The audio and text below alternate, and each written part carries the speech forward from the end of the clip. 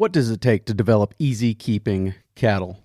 We're going to talk with Wineglass Ranch cow boss TJ Ellicott today about just that. His spreadsheets have kind of told us there's a real correlation between if we challenge them hard, then they're going to breed up real great this second calver. So there's definite value in that, and luckily we got a lot of data that shows challenging them is a good, fertile critter, which is what we're after. So they don't get a whole lot of supplement, like I said, just ahead of storms, and otherwise they're grazing 365. We've pushed it. 2022 was a dry summer and a brutal winter, especially locally, and there's maybe just a 5 mile radius there where we got some ice, and I had to go load up Jeff and make sure we weren't gonna head for a train wreck. And surprisingly, we just helped them with cake, and they kind of got through it. And it was a pretty rough winter, just being covered up, foot of snow, and a lot of that, was ice. And most of the cows in the county either on a ration or taken back home, and we're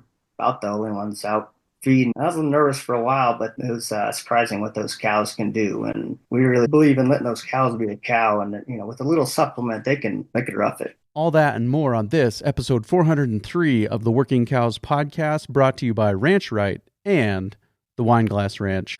Welcome to the podcast that gives producers a platform to discuss and share paradigm-challenging practices. Practices that have increased the effectiveness of their operation and the joy that their families have received from this lifestyle.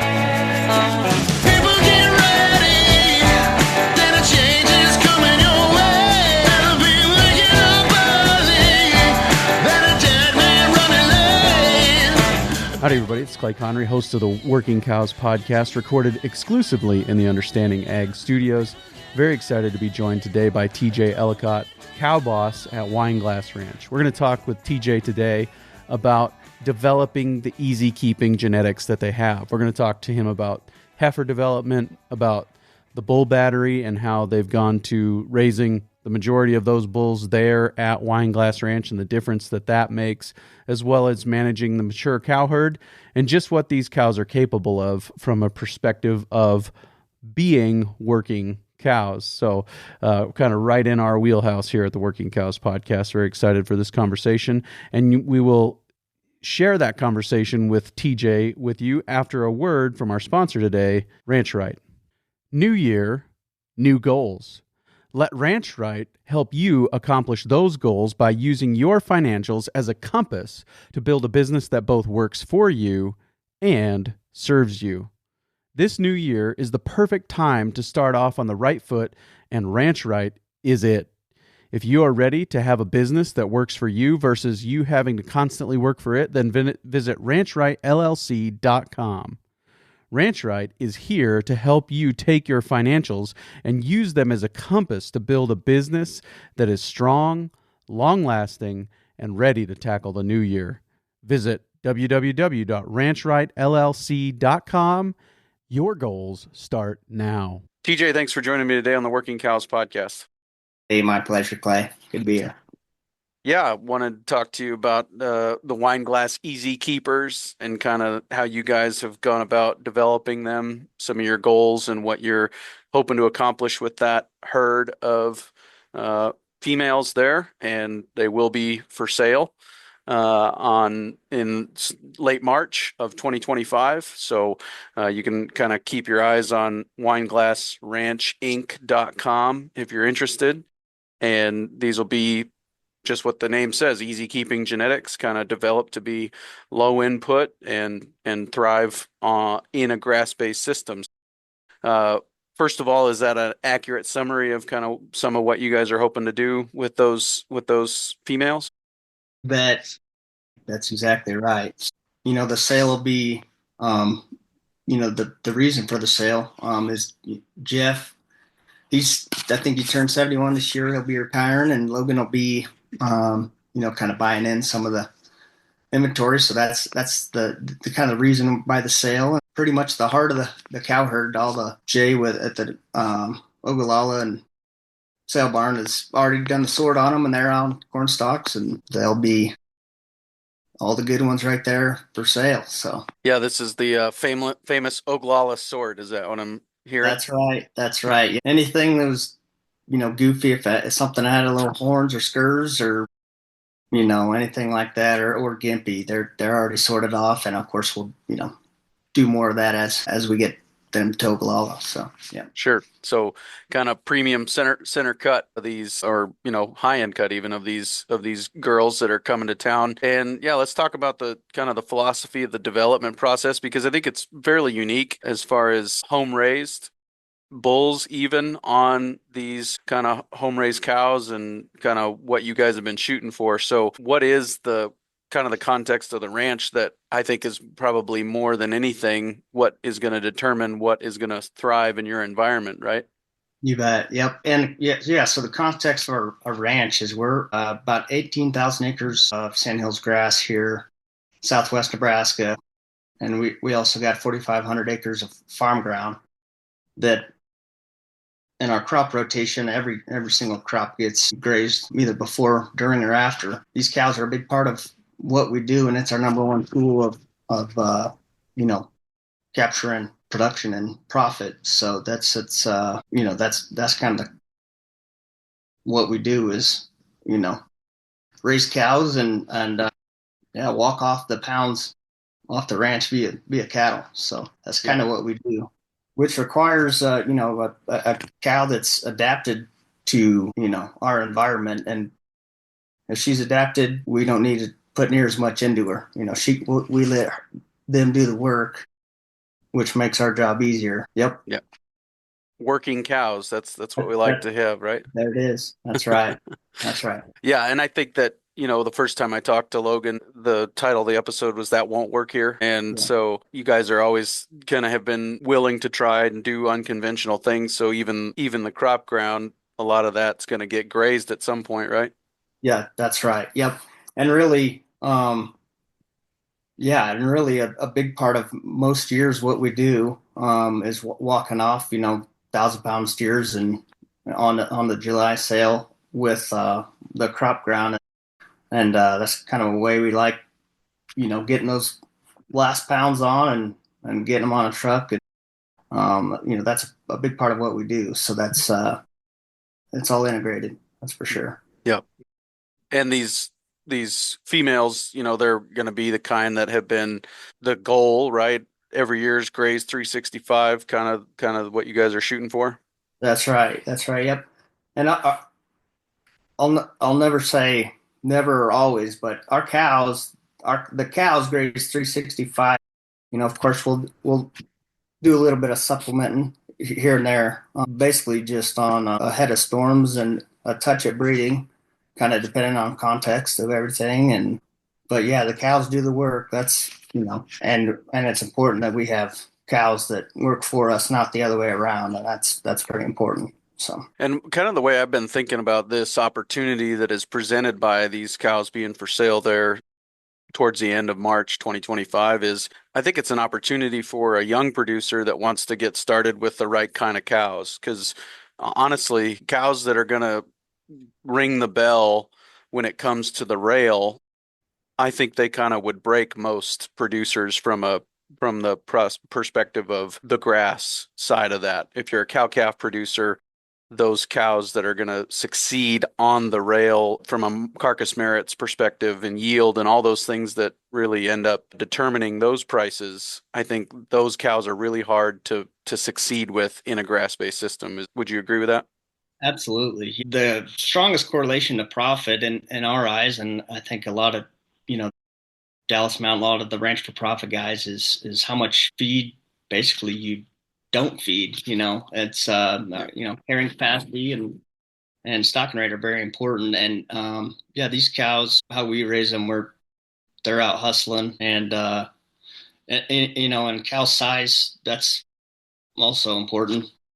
Keeping low milk, cows that don't, are low maintenance, low milk, and smaller in size. I mean, that's an unfair advantage we have. A competitive advantage is if we can run, 20% more, that's real value and kind of hidden value in a lot of people's eyes. But yeah,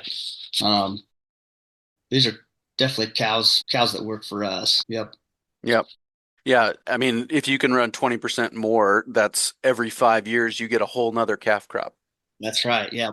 Yeah. And I ran numbers before, even if you give, so and we take weights, and that's the great thing about Logan is he's an accountant and he's got a spreadsheet for everything. But, we try to get every fall, we get weights on, our cows, and our running age cows. They're somewhere between, on average, 1,150 and, 1,200 pounds. They're pretty close to 1,200, and they're truly that. Um, but the numbers I run, you give an extra 2 acres to a 1,500-pound cow, and that's at least 300 calves we don't have to sell on the ranch, and probably a lot higher than that. And that's a lot of real profit right there. And they're worth more per pound as well. So Right. I was going to say, in a year like this, that's a big deal. it's a big deal. That's a big deal. Yes. So yeah, let's talk about the cow themselves and kind of the process of developing them. What maybe we'll just start with from birth, when are you calving? How long are they on the cow? What's the weaning process like? Some of those things. Yep. Yeah. And we like to lean on, and a lot of this comes from Burke. Burke, he came here right before I got started here, and I was a Burke fan before I got hooked up with Logan. So we very similar philosophy. And but he, and I wish I could take credit for this, but the best thing he came in and said to start with is get those heifer calves bred in the short window, and kind of lean on mostly two things: lean on nature, shoot for the right calving window, and heterosis to help us out. To start from square one, our cows calve start in the middle of April, and they'll go about 50 days calving window.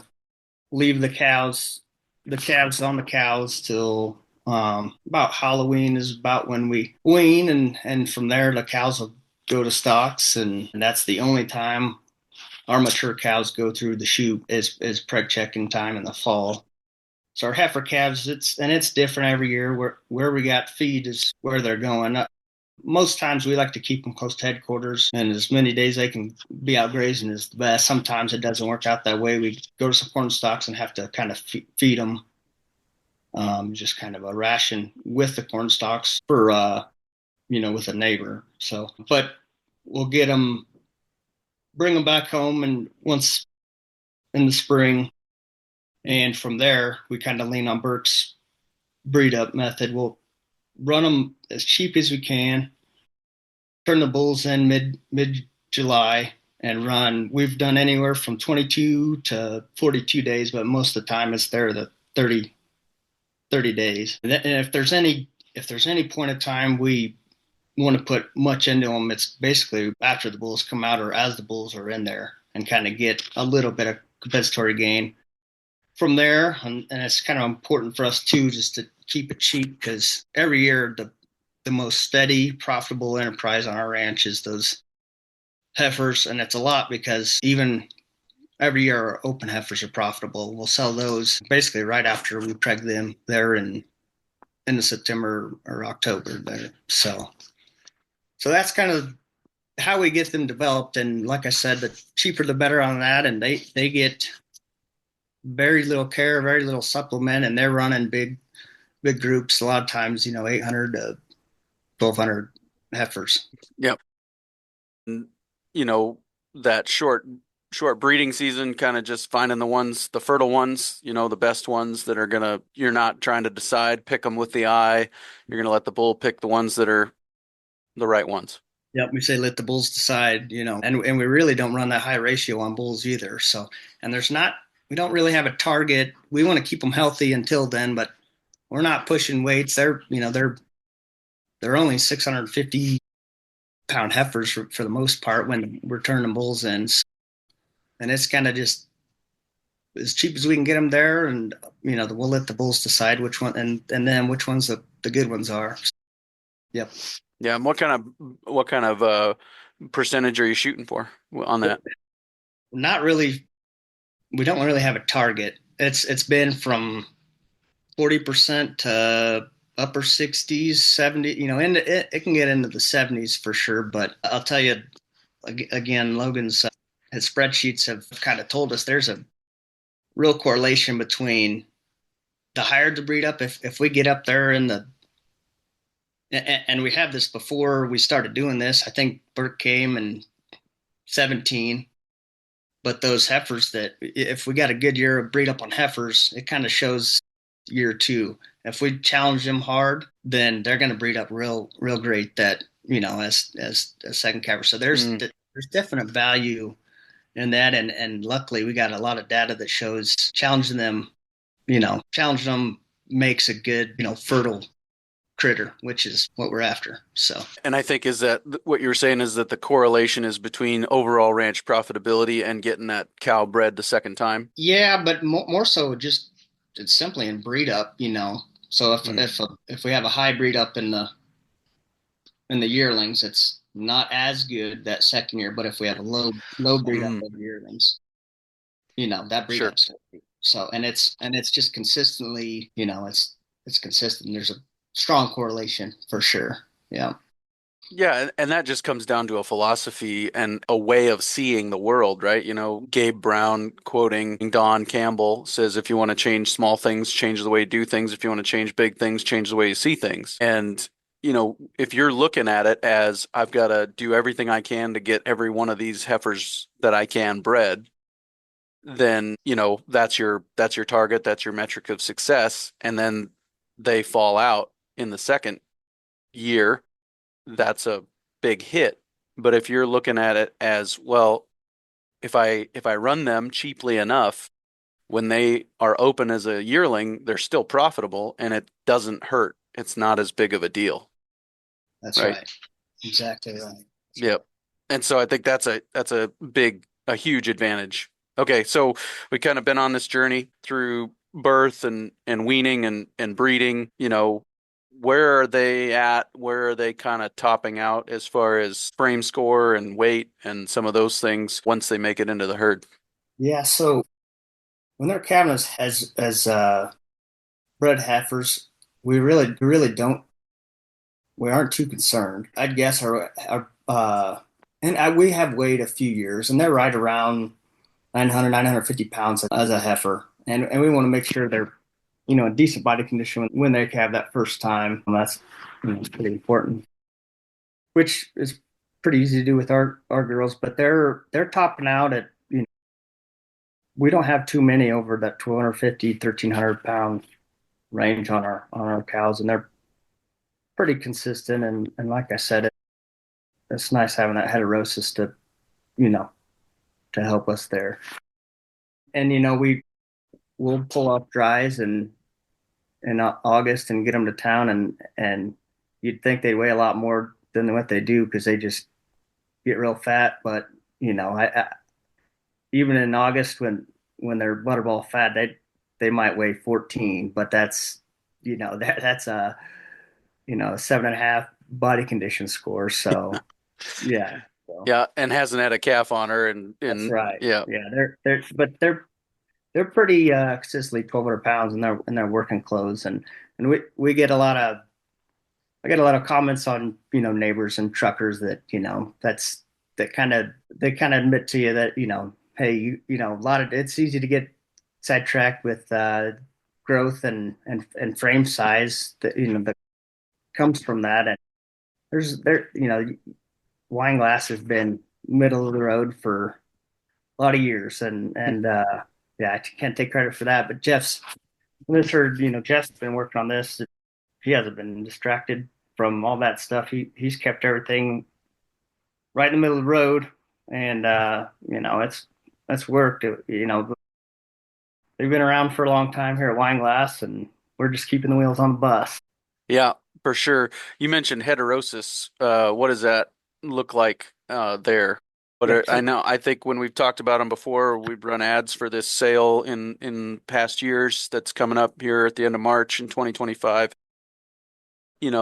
We've talked about them being Angus based, right? We're pretty much just an English, cow herd with we got mostly black-hided, but we do add some red Angus and Hereford to get that. I don't know if you'd call it composite, but for sure heterosis working for us. And with Burke's suggestions, he says maybe even a little more heterosis to inject in there. And with that, we've added a little bit of in small doses some composite bulls with some Tarentaise and some Fleck Bay and just percentage bulls like that, and try to get a little bit more in there. And I don't know if we'll change a whole lot, but yeah, that's basically and we're shooting for rocket face and baldies, and just keep, like Burke says, keep optimum heterosis, not maximum, and that seems that's working for us. So. And I'm guessing if you maximize heterosis rather than optimize it, you're going to end up with a cow that needs more inputs to survive. Is that kind of the concern? That too, and just logistically, we're running these cow herds in good sized groups. From most of them are 400 to 600 critters in a herd, and if we want to maximize that, we could break it up into a couple hundred head groups. But just logistically, we got just a few guys taking care of a lot of cows, and it's a lot easier to do by crossbred bulls and kind of just shooting for optimum, versus making it complicated. That's simplicity is the key to brilliance, and we're just trying to keep it simple. Yep. Sure. Yeah, for sure. And so then let's kind of just talk about a little bit more about the cows from the maturity perspective. Anything else that kind of would stand out or be unique that you guys are doing there on managing cows through their maturity? We've talked about them from the kind of birth through heifer development and breed up. What about mature cows? Anything that stands out to you there? Right. No, we basically just give them. They basically just have to give them parameters. And again, this is part of our hands-off approach to the cow herd. Is, well, number one, we kind of let nature help us decide and lean on them. But also, if we got to put our hands on critters, that's where we cull. But for the the parameters are pretty simple. Those heifers got to breed in a short, basically that first cycle, wean a marketable calf in the fall, be bred in the first 45 days at preg check on everything after a first calf heifer. And we kind of, as Burke says, we have a short calving window, but a long breeding window, and we get, everything after the 50 days, we'll take to Oglala in the spring and sell them, and keep, keep emphasis on that fertility. Yeah, that's important for us. And I mean, really, again, we kind of just let them fit those parameters, and kind of have a hands-off cow herd, let them decide. So. Yep. Yeah. And so kind of the parameters are bringing a marketable calf to the sale every year, right? Yeah. I mean, I think Bob Howard said that's your ticket to ride. If you bring that calf, you get to go another round. Yep. And then other culling criteria, if you're doctoring them, is that kind of what you're talking about as far as putting hands on them? Yeah. Yeah. And most of the time we kind of have what we call a payday herd. So as a yearling, if they're gimpy or whatever, they kind of get treated and kicked into there. So they don't see, but really we're exposing all our heifers, and most of the culling occurs about not weaning a calf or, at calving, if any prolapse, which is, obviously very few, but pulled calf on heifers, they all go. And even, if we're struggling if we got to help mom raise that calf, she's got to do it all. So if she can't do that, or we got to help, then we'll get rid of her. But yeah, I mean, otherwise we pretty much just let them decide. So yeah. And is there any kind of a system, 3 strikes you're out, or it's just we're helping, you're gone? Yeah, well, it's pretty much 1 strike really, yeah. And we take them to town. We're pretty tough on them really. So yeah. So nope, I think that's good, as it should be. Now, Let's take a quick break and hear a word from our sponsor today, the Wineglass Ranch. Well, we've been talking about the Wineglass Ranch with one of the men who is involved in developing this herd of easy keeping cows, and they will be for sale coming your way March 26th, 2025 at Oglala Livestock. As we've talked about with TJ today, this is an Angus-based genetic herd with Hereford cross as well, and high focus on optimizing heterosis so that these cows are productive but also efficient and able to get by on grass. And even in less than ideal circumstances, they are able to make it work on grass. So huge opportunity here to get your hands on some great foundation type cattle for your herd going forward. And you can find out more about this herd at wineglassranchinc.com, wineglassranchinc.com, and get in line to get your hands on some of these girls coming your way March 26th, 2025. Oglala Livestock, Oglala, Nebraska. Hopefully, we'll see you there. Let's talk a little bit about bulls, because I think that's another unique piece of this. Honestly, the bull side of the equation, it's at least half, right? But they're also a big part of helping you make feminine females and females that are going to be able to do well on grass. So you can't just take, I'm guessing, you can correct me here, but you don't just take, conventional genetics and throw them out there on these easy keeping cows and expect it to have positive results, right? That's right. Yep. Yeah. So for the most part, I don't know exactly, but for sure, 3/4 of the herd is home raised bulls. What we like to do is kind of give guidelines to how we keep them. And most of that is, select for, try to have bulls that complement what we're doing on the cows. So fertility, make sure that we're keeping bulls out of cows that calve in that first cycle.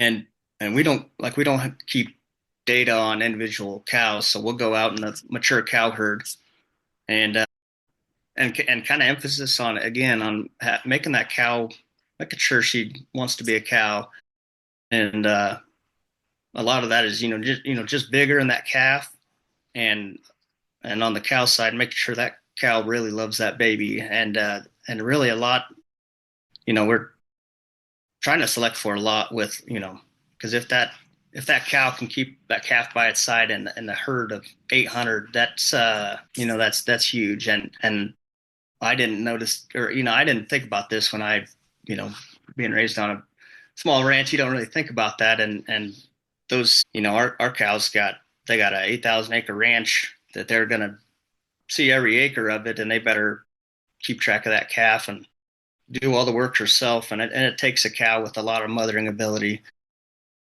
Along with that, though, we pretty much just keep a cow with a high relative intake, a big rib cow with good hormonal function and basically a lot of the practical traits, a nice tight bag, basically just a good grass genetic cow, just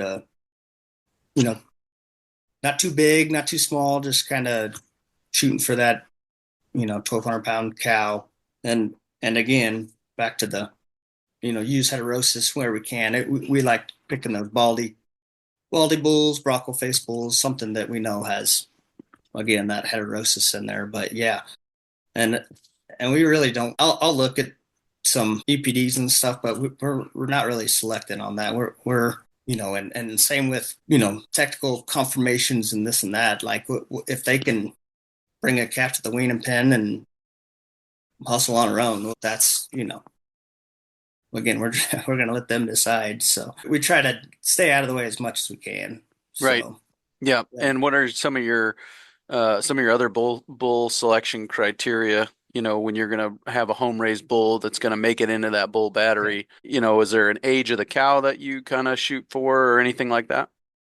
For sure. She's for sure better breed back. Obviously as a heifer in that first cycle, in that first 45 days, but otherwise we're not too picky. Older the better, and for the most part, but not really. And then going down the line, that bull kind of has to pass that test, you know, at weaning, any bull that looks real steery or tubby gutted or just kind of a poor doer, we'll kind of cull them then, and then we'll semen test them in the spring. If they don't pass that test, they'll get. And then at that point, as yearlings, we kind of put a lot of emphasis on masculinity. And again, we run a fairly low ratio, 30-35 bulls to a cow, and that's including the yearlings that have been brought along real slow. So they're, our yearling bulls aren't big, bulls that have been pushed. So that, they're not going to be able to cover as many cows as our mature bulls, but we don't take away those yearlings from that ratio, and we're not too scared to run those old mature bulls either. They can cover a lot of cows. So, but yeah, they kind of it's just kind of a continuous cooling on those bulls, and the good ones that are fertile and pass the semen test and are masculine, well, they get to stick around, so. Yep. And do you have a sense of kind of what percentage that ends up being? In terms of what we start with, or yeah. Probably half of them from the time we tag to the time they're, done with their first breeding season, probably half, roughly. Basically 15 bulls a year out of, what we start with from, 2,200 cows, or, 1,100 of them. 1,100 of them are bulls, and out of 1,100, 15 will end up making it into the bull battery. Is that what you're saying? That's pretty average. So, wow. Yeah. That's a very low percentage. I mean, right. For seed stock operators in general, I think their percentage of what ends up on a bull sale is going to be quite a bit higher than that, right? Sure, for sure. Yeah. Yeah. And so that's interesting. Now, I'm not sure if this came up in bonus content or if it was part of a main episode with Logan, but I think we did talk about that bull battery and the fact that maybe they don't look exactly like every other bull battery that you might drive by on a on a conventional operation. Could you tell me a little bit about what they end up looking like? Yeah, that's for sure. And there's like I said, we'll have a little bit of all of our breeds in there anywhere. They'll be straight black, and mostly on our first calf heifers. For the most part, they're pretty much just, black Angus for the most part, some red Angus and stuff like that. But yeah, and again, back to the optimum heterosis, we'll try to kind of piece everything together so we can optimize that. So we have a couple guys up in the sandhills that take in our cows, so we'll try to send them a group of mostly sort off the black cows and send some Hereford or more Hereford. Very few of our bulls are going to be Hereford, but send those that way, and vice versa if we need to. But yeah, I mean, it's not exactly a uniform bull herd for sure, but yeah, again, we're just trying to optimize, not maximize. Do you think, have you been able to track over time where you can see that more generations of managing cattle this way leads to a more fertile herd? Can you say that? Yeah, it's always been pretty fertile. I mean, Jeff kind of fine-tuned things back with, Stan Parsons and Ranch for Profit, and he was I think he was on the very first board of Executive Links. So, and this was, I think, in the late 80s, he started kind of cross-fencing and everything. So and his philosophy is real similar to mine and real similar to Burke's. It's been pretty much middle of the road, and I think at that point he was calving in June. And I think I'm assuming a lot of that was, based with Dick Diven and a lot of his research there at UNL. But then it's kind of been, again, middle of the road cow herd, just staying away from extremes. But when Burke came in here, we did kind of, fine tune that and put a lot more emphasis beforehand, wanting heifers to breed, and kind of didn't really understand why not more of them were, and was almost frustrated.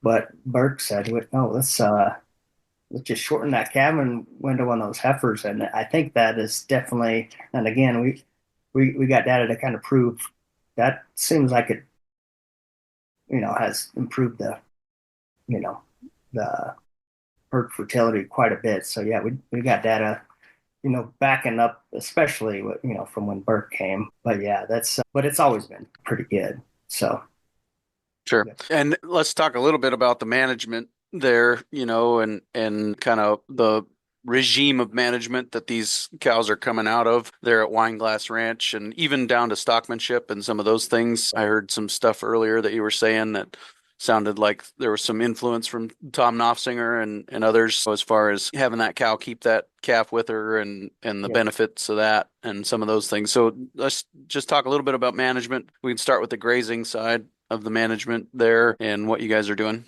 Sure. Yeah, big picture view. Yeah.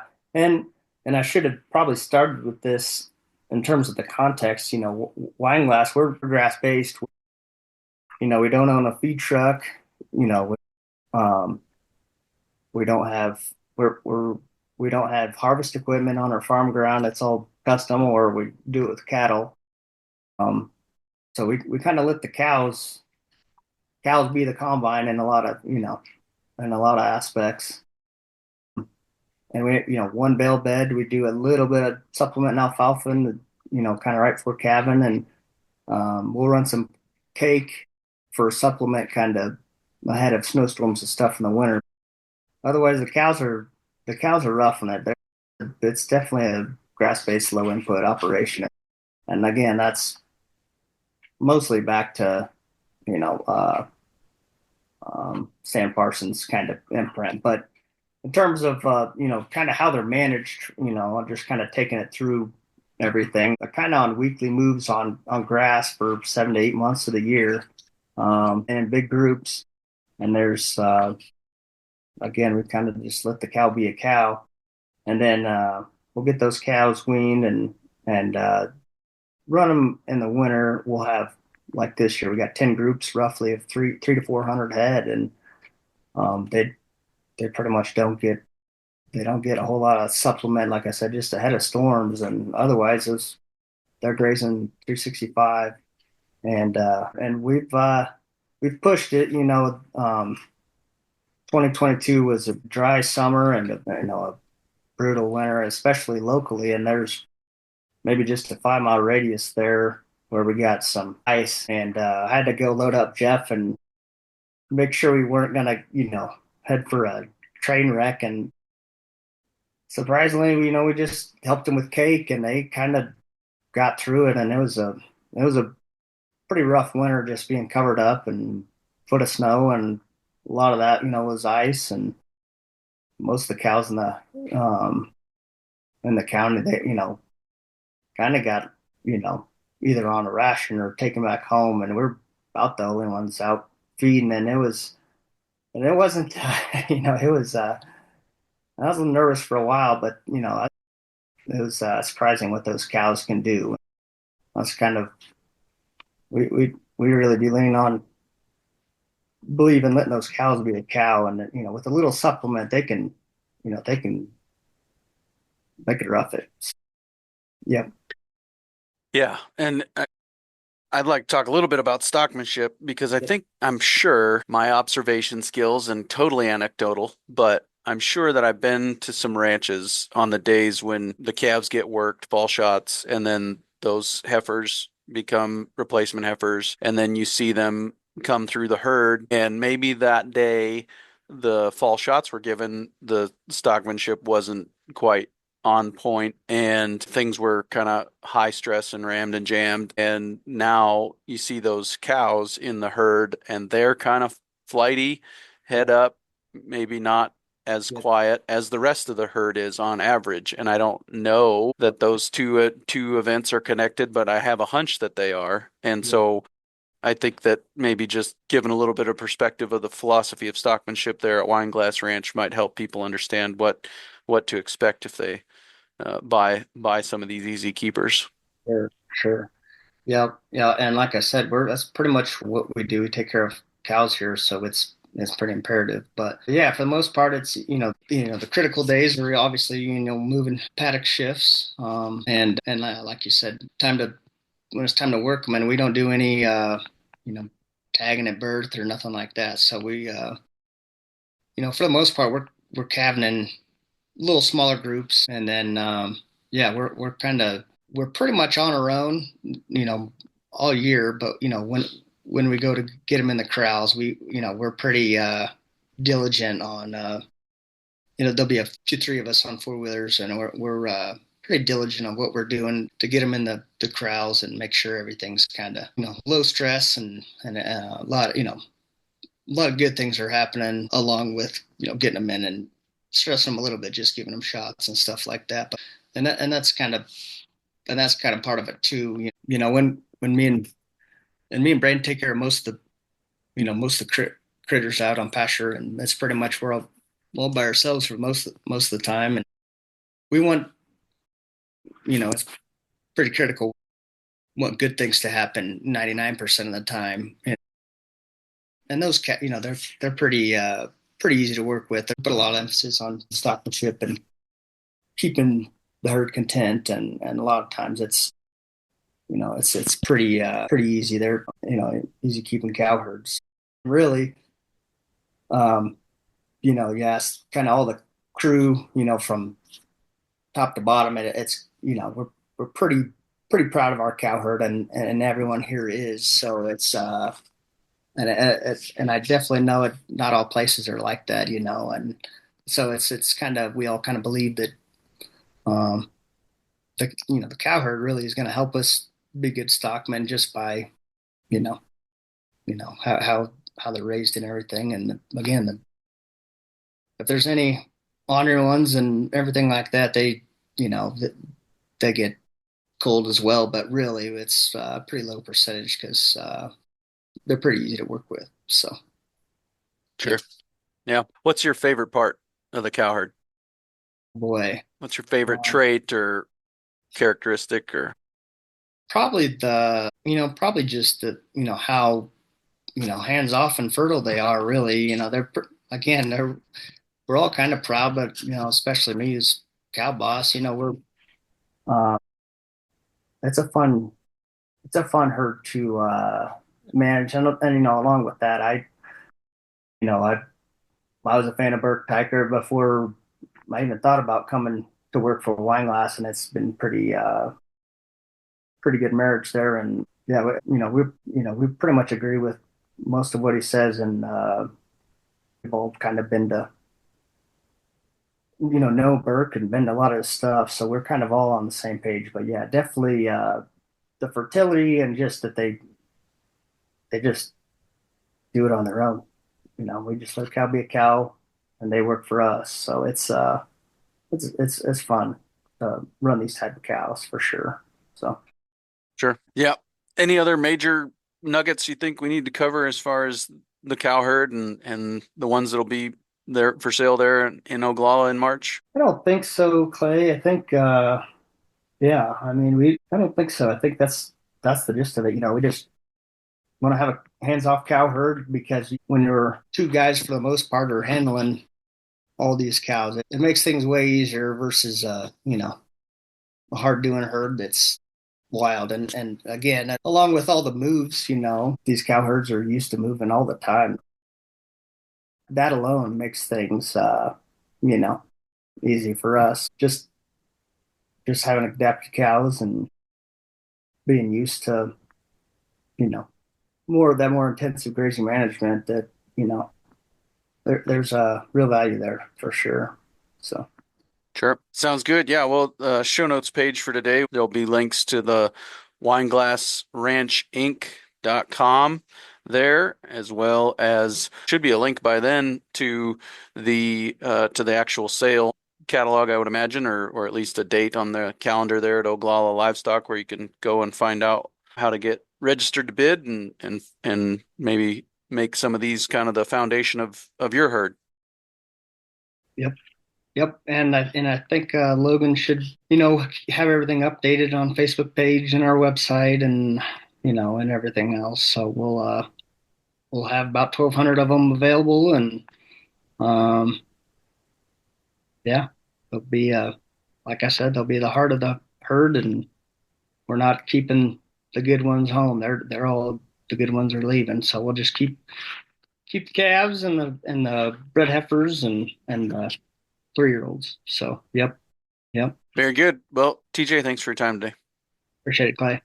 Very good stuff there with TJ. Really appreciate the perspective, the influence of Burke Teichert, and just how they go about thinking about that, keeping those cattle working, and all that it takes to keep from getting pulled into the industry fads and some of those things that are not maybe serving profitability and some of those things. So really appreciate his perspective on all those things. Very excited to share with you next week on the Working Cows podcast, a conversation with Ryan and Kelsey Keeling.